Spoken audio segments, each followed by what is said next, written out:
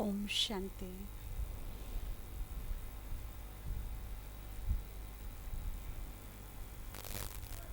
अनेक जन्मों की तपस्या का फल भगवान देने के लिए अब उपस्थित हुए हैं। कभी कभी तपस्या के मार्ग पर चलते चलते हम बाबा को भी बहुत कॉमन वे में ले लेते हैं, क्योंकि जो चीज़ बहुत मेहनत से मिलती है उसकी हमें बहुत वैल्यू होती है, और जो इजीली मिल जाए, बिना मेहनत के मिल जाए, तो शायद उसकी इतनी वैल्यू हमारी नज़रों में नहीं होती। तो चलते चलते हम भी यही सोच लेते हैं कि बाबा बहुत इजी वे से मिल गए, घर बैठे मिल गए, राह चलते मिल गए, कोई मेहनत तो करनी नहीं पड़ी, है ना। तो उसको भी कॉमन सा बना करके रखते हैं। उसकी वैल्यू जितनी होनी चाहिए शायद उतनी नहीं होती। पहला प्रश्न तो ये ही, क्या बाबा हमें बहुत इजी वे में बिना मेहनत के मिले हैं? जो यस कहता है कि हाँ, हमें कोई मेहनत नहीं करनी पड़ी, बहुत सहज रीति से हमको बाबा मिल गए, वो हाथ खड़ा करेंगे। अच्छा, दूसरा, जो समझते हैं कि नहीं, बहुत मेहनत करनी पड़ी उसको प्राप्त करने के लिए, ऐसे कौन हैं? ऐसे बहुत थोड़े हैं, लेकिन ये थोड़े ही सही हैं। द्वापर युग से लेकर अब तक जितनी कड़ी भक्ति, जितने कड़े उपवास, कठिन तीर्थ यात्राएं, यज्ञ तप हवन तीर्थ जितने हमने किए हैं ना,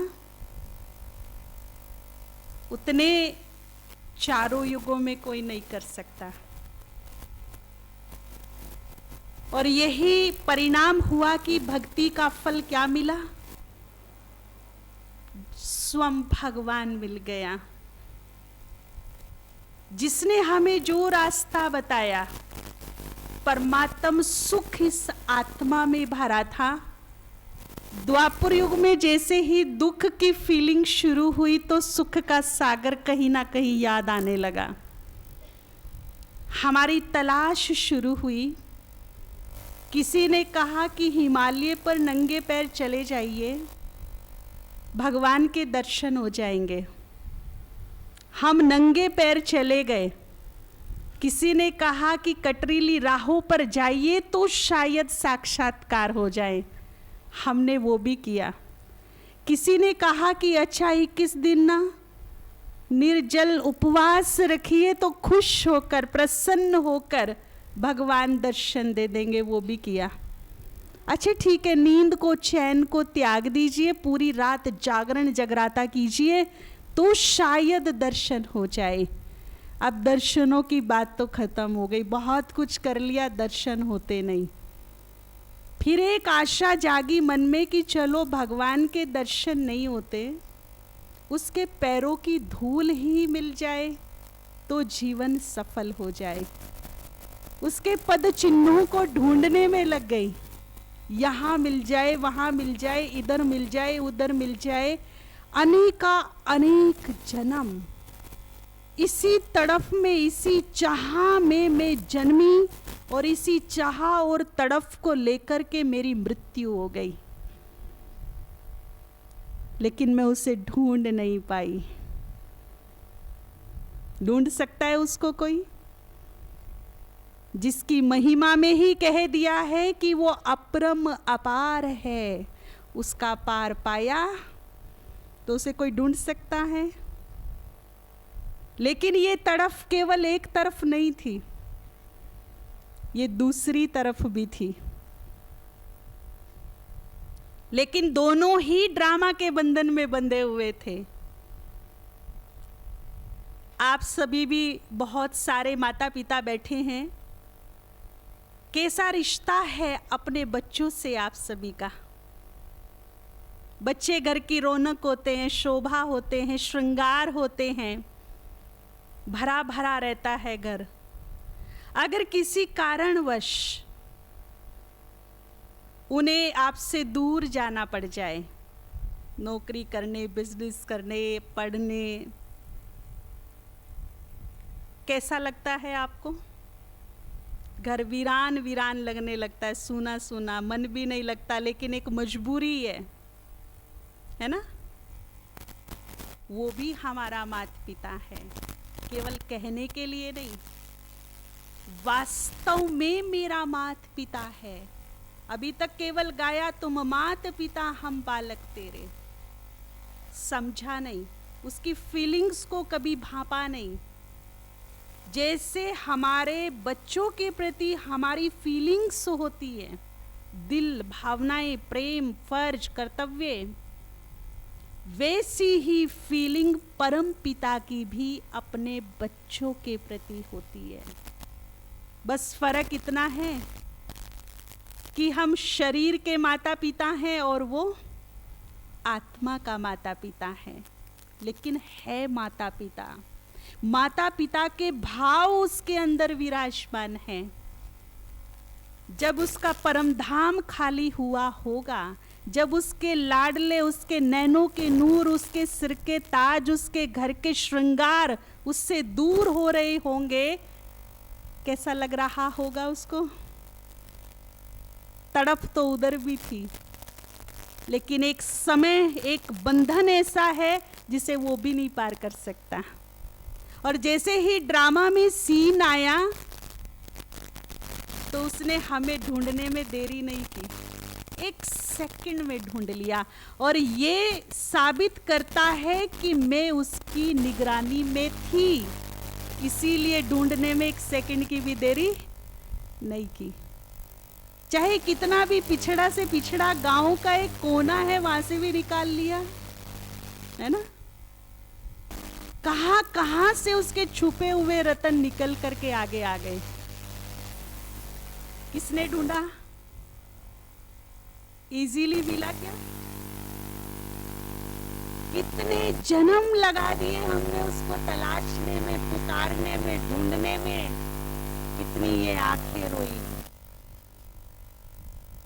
बस आंखें बंद की, मृत्यु को प्राप्त हुए तो उसका ही नाम जपते हुए, आंखें खुली तो उसकी ही फिर तलाश शुरू। दीवानों की तरह ढूंढ रहे थे हम उसे, इजीली नहीं मिला है वो हमको, बहुत मेहनत की है, भक्ति की चरम सीमा पार की है हम सभी ने, जिसका फल भगवान ने आकर के सत्य ज्ञान का प्रकाश दिया। ये प्रभु मिलन का समय अब हमारे सामने बहुत थोड़ा है। देखिए, एक टाइम था जब ब्रह्मा कुमारीश के ऊपर लोग बड़े हंसा करते थे, मजाक लेते थे, चुटकियां कसते थे। देखो, ये ब्रह्मा कुमारियां जब भी मुंह खोलती है ना, अशुभ अशुभ बोलती है। मां विनाश होगा, दुनिया खत्म हो जाएगी, ये हो जाएगा, वो हो जाएगा। परंतु समय बड़ा बलवान है। आज समय ने ऐसी करवट बदली है कि ब्रह्मा कुमारी तो चुप है, विनाश के बारे में वो कोई बातें नहीं करते। पहले जो कर ली सो कर ली, लेकिन अभी वो मोस्टली चुप रहती हैं। उनका बहुत बड़ा काम संभाल लिया है बड़े बड़े साइंटिस्ट ने, बड़े बड़े ज्योतिष आचार्य ने, मीडिया ने।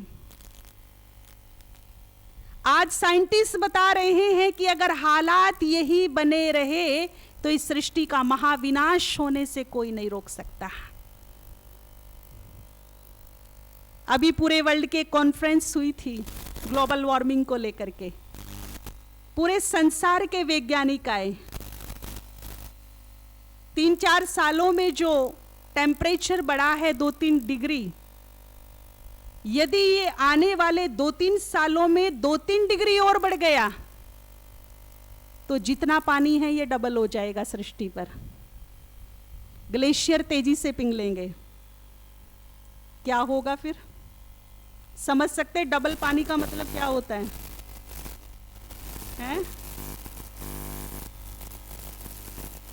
और मीडिया इसका प्रचार करती है। देखिए कोई ना कोई न्यूज चैनल पे ऐसी ऐसी घटनाएं दिखाते रहते हैं, सीरिया में ये हो गया, इराक में ये हो गया, रूस ये तैयारी कर रहा है, अमेरिका वो तैयारी कर रहा है, और एक और नया अभी हिटलर पैदा हो गया है। कहां पर? हैं? चीन? कहां बताते हैं उसको? कोरिया में जी। बाबा कहते हैं ना कि वो ना चाहते भी कर रहे हैं, उसका ऐसे ही सिर घूम रहा है कि मैं अपने परमाणु का जरा वो करके देख लूं क्या क्या असर होंगे। ये कहने का मतलब ये है कि आज मीडिया ने, साइंटिस्ट ने ये काम संभाल लिया और ब्रह्मा कुमारी साक्षियों के स्माइल कर रही है, उसकी बहुत बड़ी जिम्मेदारी उन्होंने ले ली है। अब वो दुनिया को बता रही है कि समय कौन सा चल रहा है। युग तो परिवर्तन होगा, 100% होगा। अगर मैंने अभी भी समय को नहीं समझा तो मैं बहुत बड़े अंधेरे में हूं, क्योंकि पाप की आग ऐसी सृष्टि पर लगी है, पाप इतना चरम सीमा पर पहुंच गया है कि ये सृष्टि, ये वसुंधरा अब भार सहने के काबिल नहीं है। पाप की भी कोई तो अति होगी ना, कहीं तो हद होगी, लेकिन यहां तो हदें पार कर दी हैं। पीछे दशहरा आया, बहुत सुंदर किसी ने मैसेज भेजा, रावण बोल रहा है कि मुझे जलाओ, बड़े शौक से जलाओ, पर मुझे जलाने वाले ये तो बता दो कि तुम में से राम कौन है। मैंने तो केवल सीता को चुरोया था, लेकिन उसकी मर्जी के खिलाफ उसको टच भी नहीं किया था। पर आज के रावण का क्या? आज के रावण तो 5 साल की बच्ची को भी नहीं समझते, तो 90 साल की बुढ़िया को भी उम्र का लिहाज नहीं करते। ऐसे ऐसे रोज शर्मसार कर देने वाले कांड हो रही हैं कि हम अपने बड़ों के साथ बैठ करके न्यूज चैनल भी नहीं देख पाते हैं। इतने गंदे न्यूज। जब नारी शक्ति का अपमान भरे चौराहे पर होने लगे, तब तब युग परिवर्तन होगा, हुआ है, इतिहास गवाह है। इतना ही नहीं, शास्त्रों में कहा गया है माता कभी भी कुमाता नहीं बन सकती। कलयुग कितना भी गहरा क्यों ना हो जाए, अति पर क्यों ना पहुंच जाए, लेकिन हम अपनी खुली आंखों से, खुले कानों से देख रहे हैं कि कोख से जन्मे बच्चे को माता मर्डर करा रही है। पिता को बाप, बाप को बच्चा मार रहा है, कहीं मां बच्चे को मार रही है। त्राही माम हुआ पड़ा है चारों तरफ। कुछ देशों में ऐसी खौफनाक न्यूज सुनी, कुछ महिलाएं गर्भ धारण करती हैं, जब वो 3-4 मास का होता है वो उसको बेच देती हैं। बड़े रईस लोग उसको खरीदते हैं और कहा जाता है कि दुनिया का सबसे टेस्टी मांस होता है खाने में। वो निकली ना शिश्की अंदर से। ये पाप की चरम सीमा है। पीछे हम लोग पुणे में थे, एक बहन ने सेंटर के एक ऐसा न्यूज सुनाया कि जो बाबा कहता था ना कि तुम्हारे दिल से निकलेगा कि बस करो भगवान, बस करो, तब बाबा बस कर देगा। उसने ऐसा न्यूज सुनाया कि सच में अंतरात्मा से आवाज निकली कि बस करो। एक शराबी बेटा शराब पीकर आता है और अपनी सगी मां का रेप करता है। मां शर्मसार हो गई, सुसाइड कर लिया, फांसी लगा ली। अब आप सोचिए, यदि अभी भी मैंने अपना तीसरा नेत्र नहीं खोला तो कब खोलूंगी? समय को पहचानिए, कहां प्रवेश कर गए हैं हम। ये कलयुग अब अति से भी अति के ऊपर पहुंच चुका है। इसका विनाश तो होगा, इसे कोई नहीं रोक सकता। लेकिन उससे पहले मुझे क्या करना है? मुझे क्या करना है? जिन्हें भगवान मिल गए, आज मैं आपको एक भविष्यवाणी करके जाती हूं। एक दिन आएगा जब आप याद करेंगे कि बहन ने कुछ बोला था। एक दिन आएगा जब आपके दरवाजों पर हजारों लोगों की भीड़ लगेगी, वो केवल आपके नेत्रों को देखने आएंगे। हमें केवल वो आंखें दिखा दो जिन आंखों ने भगवान के दर्शन किए, भगवान के अवतरण को देखा, केवल वो आंखों के दर्शन करा दो। वो केवल इन कानों को देखकर धन्य धन्य हो जाएंगे कि ये कान तो दिखा दो जिन्होंने डायरेक्ट भगवान से गीता ज्ञान सुना। इतनी वैल्यू बढ़ेगी, उसके लिए अपने को तैयार करना है मुझे। आपके दरवाजे पर एक प्यासे की तरह व्यक्ति आकर खड़ा होगा, आपकी एक सेकंड की दृष्टि उन्हें मुक्ति, जीवन मुक्ति प्रदान कर सके, उनके दुख हर सके, उन्हें राहत दे सके, आत्माओं को ऊपर उड़ान भरा सके। अब उसके लिए मुझे तैयार करना है, क्योंकि पता नहीं कब कौन सा पल मेरे सामने ऐसा उपस्थित हो जाए जब बाबा पुनः 5000 साल के लिए बाय बाय बोल दे। अच्छा बच्चे, 5000 वर्ष के बाद पुनः सोचिए वो समय कैसा होगा। और ये पल, ये क्षण अब कभी भी आ सकता है। स्पष्ट शब्दों में बाबा ने बोला था, बाबा के जाने का जब समय आएगा तो उसने सिम्टम बताया क्या होगा। शांति का सागर पूरा ज्ञान देकर धीरे धीरे शांत होने लगेगा। मतलब समझ जाइए कि अब उसके विश्राम का समय आ गया। बहुत कीमती पल मेरे बीच से गुजर रहे हैं। अब हर प्रकार की उलझन को छोड़कर, अपने चित्त को शांत करके, तीसरे नेत्र को खोलकर मैं प्रभु प्यार में खुद को मगन कर दूं, उससे वो सब कुछ ले लूं जिसके लिए मैंने इतने जन्मों तक भक्ति की तलाश की, उसकी अधूरी ना रह जाऊं, भरपूर होकर जाऊं। और जब वो जाए तो मैं बड़े गर्व से कहूं, जैसे घर में कोई बड़ा बुजुर्ग होता है, 80 साल तक उसने इतना कमाया, इतनी मेहनत की, अब बच्चे बड़े हो गए, लायक हो गए, तो उन बच्चों का फर्ज बनता है कि उनको बोले कि आपने अपनी जिम्मेदारी बाखूबी निभा दी, अब आप बैठे रहिए, अपना आशीर्वाद बनाए रखिए, हमें दुआएं दीजिए, आगे की जिम्मेदारी हम पूरी करेंगे। कौन है ऐसा जो बाबा को ऐसे बोल सकता है?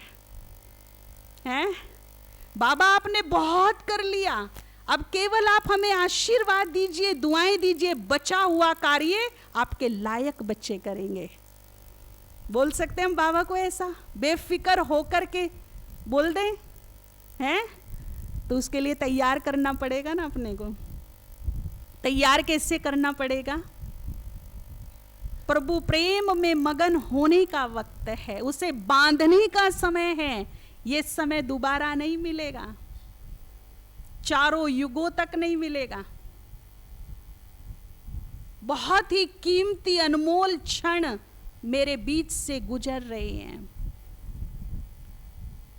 वो लोग बहुत ही बुद्धिमान होते हैं, बहुत भाग्यशाली होते हैं, जिनके पास दो चीज इकट्ठी रहती है, और वो है समय और समझ। अक्सर करके क्या होता है, समय होता है तो समझ नहीं होती, और जब समझ मिलती है तब हाथ से क्या निकल गया होता है। अब हमारे बाबा ने हमें समय का भी ज्ञान दे दिया, और समय रहते क्या करना वो समझ भी दे दी है। दोनों को कस के पकड़ लो, एक हाथ में समय और एक हाथ में समझ।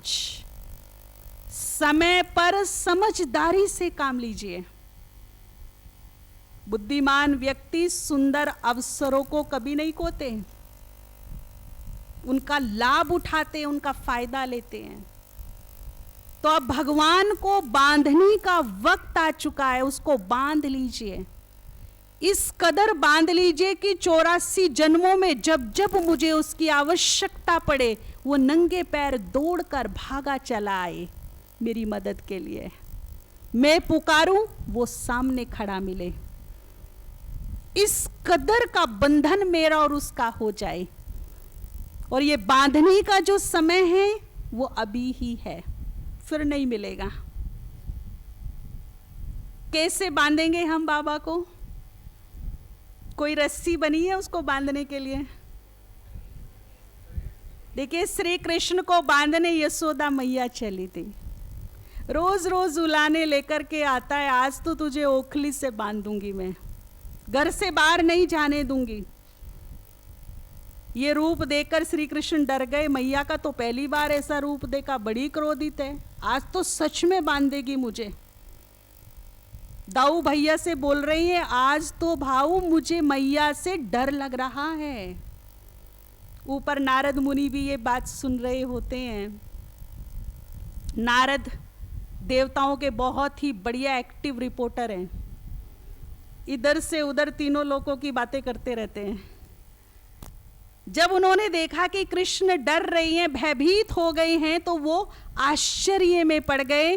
वो नारायण नारायण करते हुए विष्णु के पास पहुंचे और कहा, हे सृष्टि के पालन करता, आप और भय, ये कैसे संभव है? क्योंकि विष्णु का ही बाल रूप कृष्ण है। तो विष्णु कहते हैं, नारद कहते हैं कि भयभीत तो हो, वो भी एक साधारण सी नारी से भयभीत हो। तो विष्णु कहते हैं कि जो मेरी माँ है ना, वो साधारण नहीं हो सकती। मेरी माँ और साधारण, ये कैसे संभव है? मेरी माँ साधारण नहीं हो सकती। और अब मैं विष्णु नहीं, उसका पुत्र बनकर उसके साथ रिश्ता निभा रहा हूं। विष्णुपना छोड़ दिया मैंने, अब केवल मैं उसका पुत्र हूं। और पुत्र यदि गलती करे तो माता पिता से डरना तो स्वाभाविक सी बात है। सेम उदाहरण यही का है। अब भगवान अपना भगवानपना छोड़कर अपनी सारी शक्तियां परम धाम में ही छोड़कर मेरे बीच में मेरे जैसा बनकर उपस्थित हुआ है, रिश्ता निभाने के लिए, प्रीत की रीत निभाने के लिए।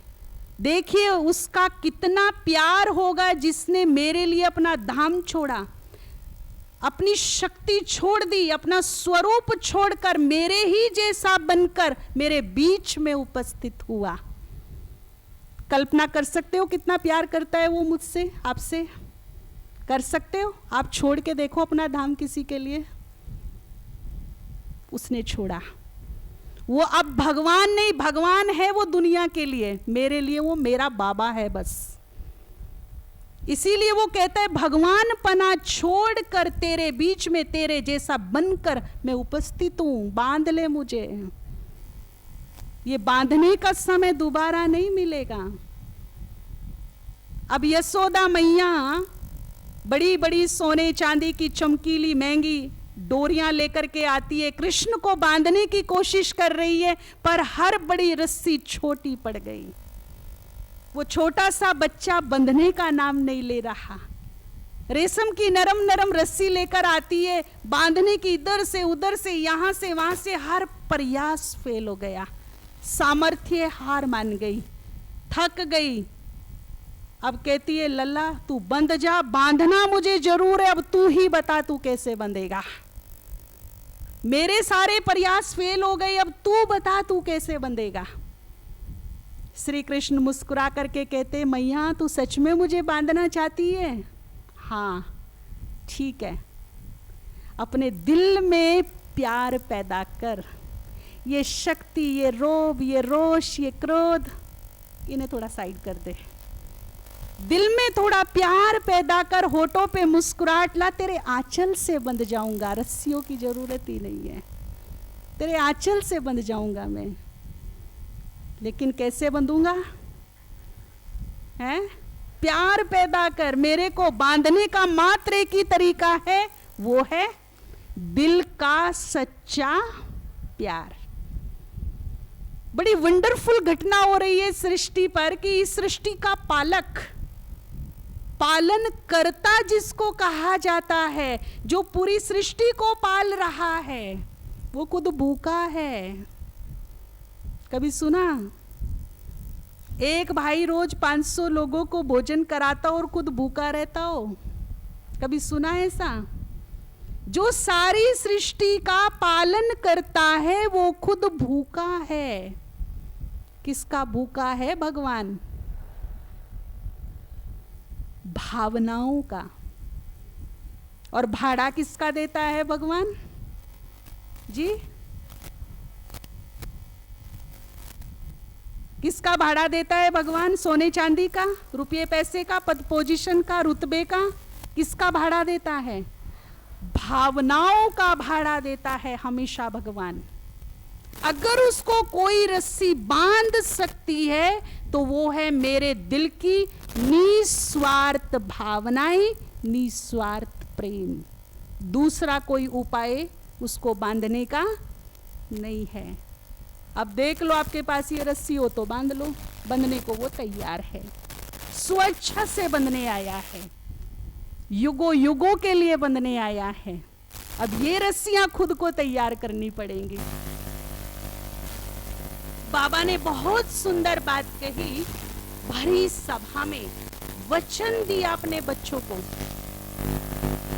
प्रॉमिस किया, एक कमिटमेंट किया कि बच्चों अगर तुम्हारे ऊपर कभी कोई विघ्न आ जाए, समस्या आ जाए, परिस्थिति आ जाए, आपको लगने लगे कि मेरी शक्ति फेल हो गई, सामर्थ्य खत्म हो गई, विवशता महसूस करने लगो, उस वक्त तुम घबराना नहीं, क्योंकि मैं बैठा हूं। उस वक्त दिल से कह देना, मेरे बाबा, मेरे साथी, आ जाओ मेरी, आगे नहीं पता आगे क्या बोला है, मेरी मदद करो। देखिए, फिर बाबा ने भरी सभा में वचन दिया कि मेरे बच्चे बुलाएं, मैं ना आऊं, ये हो नहीं सकता।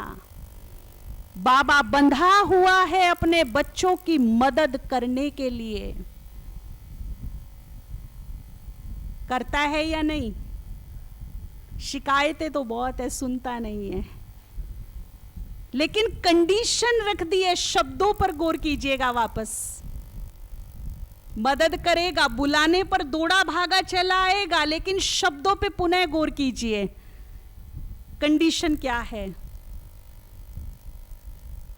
बाबा ने क्या कहा कि जब विवशता आ जाए, मजबूरी आ जाए, परेशानी आ जाए, उस वक्त कहां से बोलना? मतलब से बोलना, दिमाग से बोलना, स्वार्थ से बोलना, ऐसा तो बाबा ने नहीं बोला ना। क्या बोला? दिमाग यूज करना कि दिल यूज करना?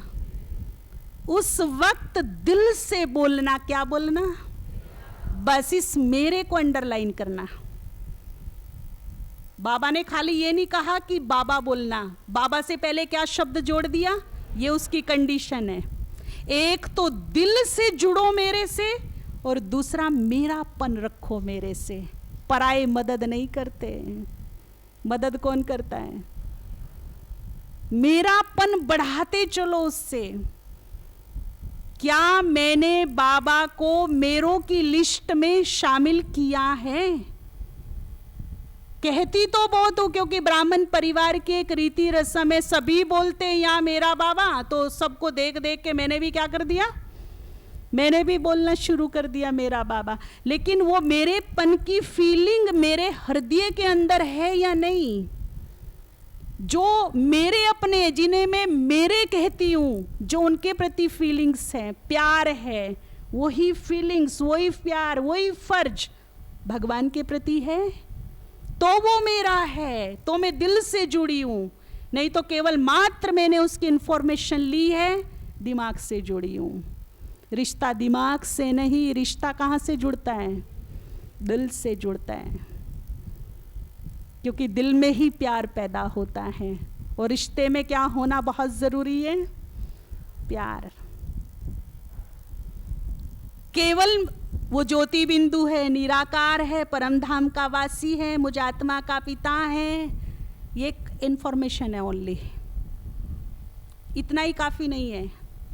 रिश्ता बनाना पड़ेगा, फीलिंग्स लानी पड़ेगी, जुड़ना पड़ेगा। और फिर देखिए मेरी लाइफ में चमत्कार ना हो तो कहना।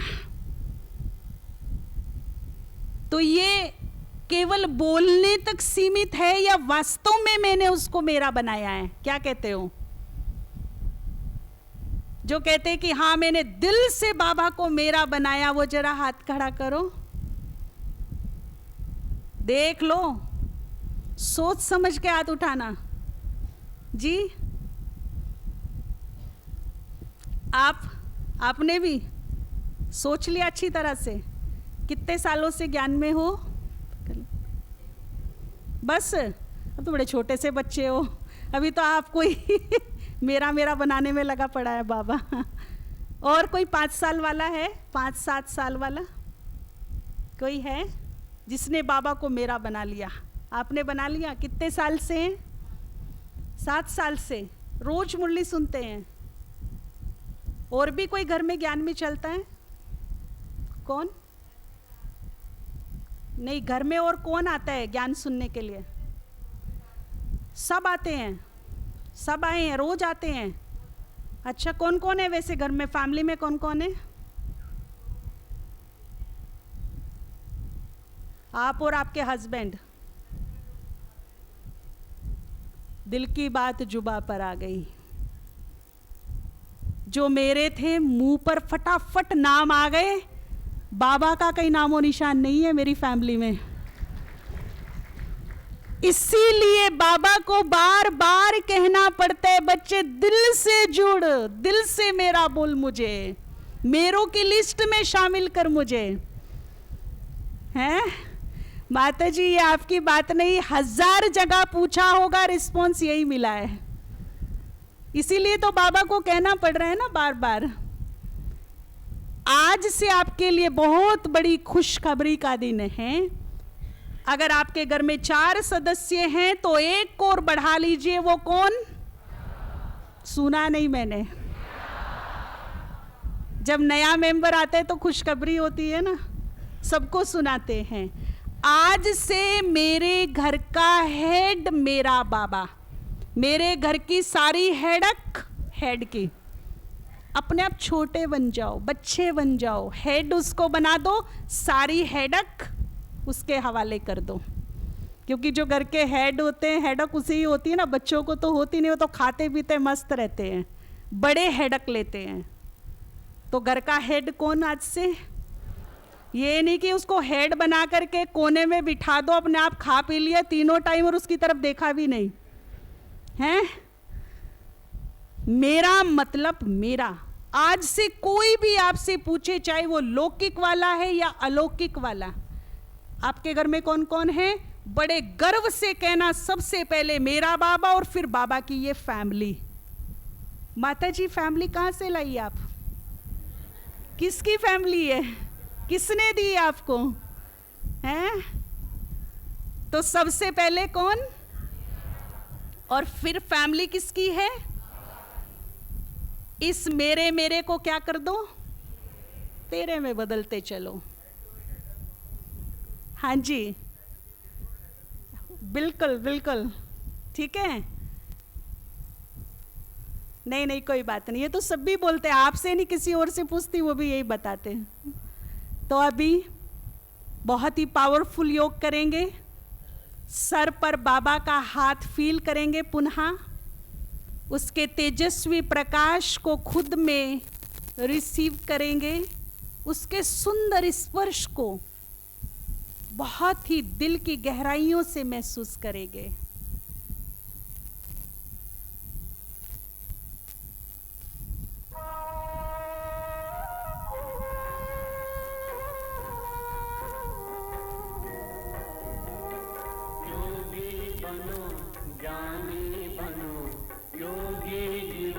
प्यारा योगी बनो, ज्ञानी बनो, योगी जीवन है प्यारा। काम क्रोध मद लोभ मोह वश आज है सब मोहताज। योग लगा कर पाप मिटा ले, स्वर्ग सजा ले तू आज। काम क्रोध मद लोभ मोह वश आज है सब मोहताज। योग लगा कर पाप मिटा ले, स्वर्ग सजा ले तू आज। जन्म जन्म की प्यास बुझा ले, पावन बन कर आज। योगी बनो ज्ञानी बनो, योगी जीवन है प्यारा।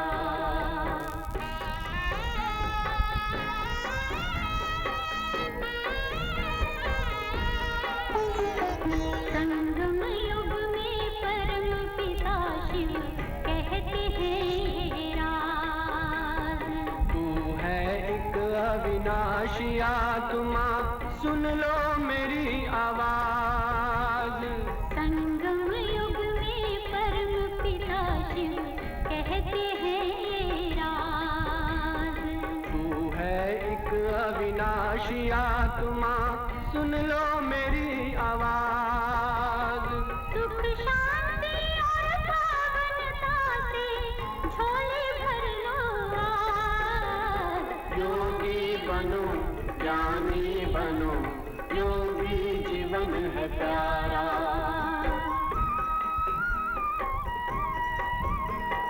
परम धाम से आए हैं शिव ब्रह्मा तन आधार। मुक्ति और जीवन मुक्ति का जन्म सिद्ध अधिकार। परम धाम से आए हैं शिव ब्रह्मा तन आधार। मुक्ति और जीवन मुक्ति का जन्म सिद्ध अधिकार। चल ओम शांति। तो ये 2 कंडीशन हम फॉलो करें और बाबा अपना प्रॉमिस 100% निभाएगा, क्योंकि उसने भरी सभा में डंके की चोट पर प्रॉमिस किया है।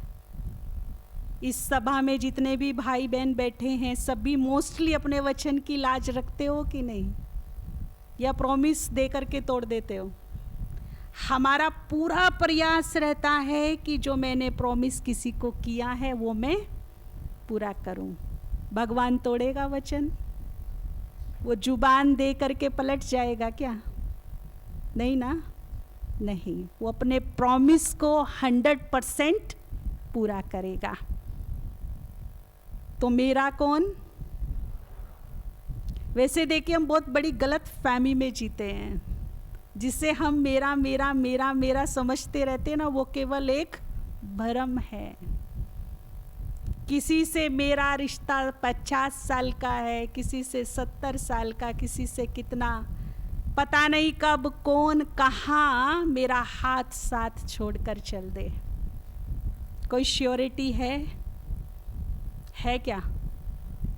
और जिन्हें मैं मेरा कहती हूँ वो कितने मेरे हैं? पीछे हम लोगों का जाना इंदौर में हुआ, इंदौर जोन का, सारे जोन का भट्टी था वहाँ पर।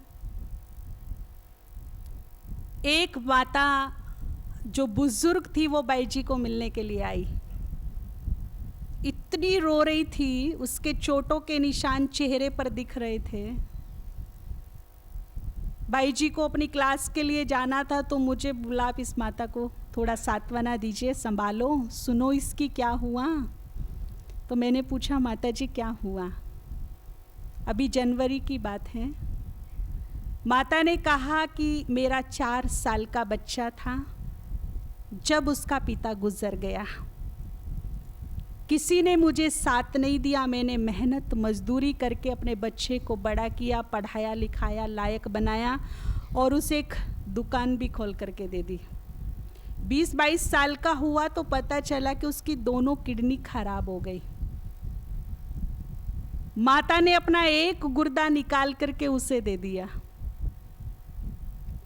अब उसने लव मैरिज कर ली है, बहु फ्रीडम फाइटर है, लड़े तो भी काम चल जाए। माता थोड़ा थोड़ा सेंटर पर आना शुरू किया है। उसने प्याज खाना बंद कर दिया तो उसकी सब्जी में चोरी से प्याज डाल देती है। माता ने अपना चूल्हा अपने कमरे में रख लिया उठा कर कि मैं इधर ही बना लूँगी, तुम लोग अपना बनाओ, जैसा खाना खाओ, मुझे माफ़ करो। ये बात उसको अच्छी नहीं लगी तो बेटे से उसके चूल्हे वूल्हे बर्तन सब बाहर फिकवा दिए, और इतना ही नहीं उसको मारा भी, दोनों ने मिल करके। और ये कहानी रोज उसके साथ होने लगी। हाथ पांव से जो भी सामने आए उस माता को मारते हैं दोनों मिलकर के। कैसा बेटा है वो, कैसी मां है वो, सोचिए। अकेले जन्म तो दिया, जीवन भी दिया, मरने लगा तो अपने शरीर का अंग भी दिया। मेरा बेटा है। और बेटा क्या कर रहा है, क्या कर रहा है बेटा? इन्हें मैं मेरा कहती हूं। इन मेरों के लिए मेरे प्राण तक हाजिर है। सब कुछ सर्वस्व सुहा कर दूं इन मेरों के लिए।